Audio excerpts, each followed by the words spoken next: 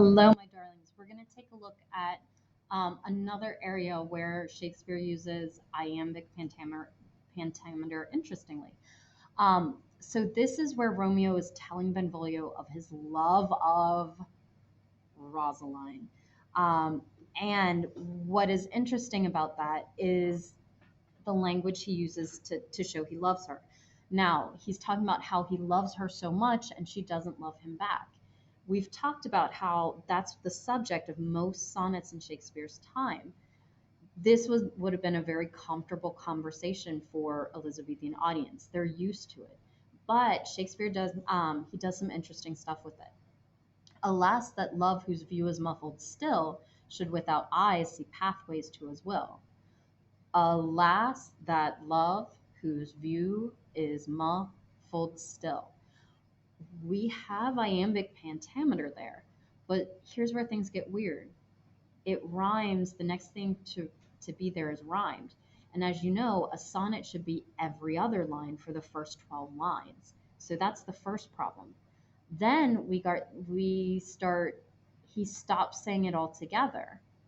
Then take a look at this one.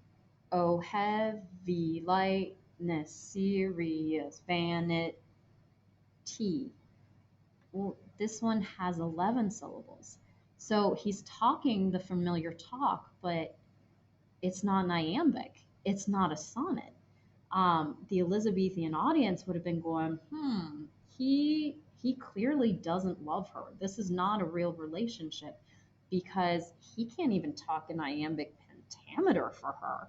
This is not the real thing. So the audience would know right away Romeo and Rosaline were never meant to be. Um, Now you're going to notice that his language changes pretty quickly um, when he sees Juliet for the first time. Let me get to the right spot. Okay. So this is at the party, and he sees Juliet for the very first time. Oh, she doth teach the torches to burn bright. It seems she hangs upon the cheek of night like a rich jewel in an Ethiop's ear. Beauty too rich for use, for earth too dear. Already, this is a lot better poetry than what he had before. Feather of lead, misshapen chaos. That doesn't work. But now he's comparing Juliet to a diamond in the ear of a black person.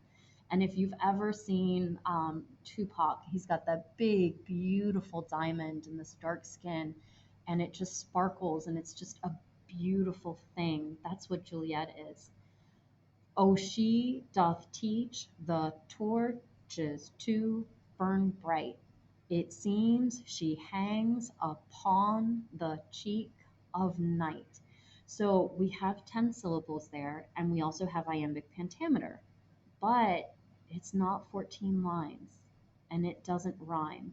So while he might love her, the Elizabethan audience is still kind of going, but it's not a sonnet. It can't be real. There's no sonnet here. It has to be a sonnet for love. So we're going to continue with how Shakespeare uses sonnets in the next video. Please watch that.